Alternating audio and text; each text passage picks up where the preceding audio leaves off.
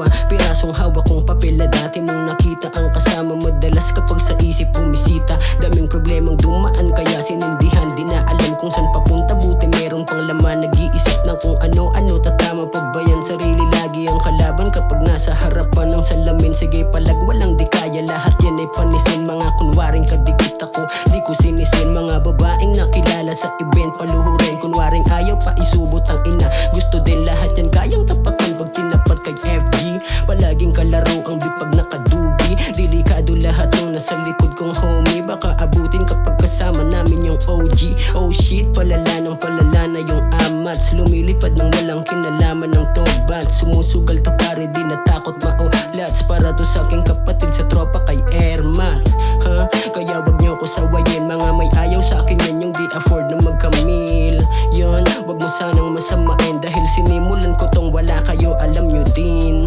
Yan, safe lagi sa labas, walang kaaway, walang kaso, nakashook lang madalas. Mga feeling na magaling yung iba sa akin sa labas. Di makalapit basta-basta kasi baka makalas. Sobrang swabe lagi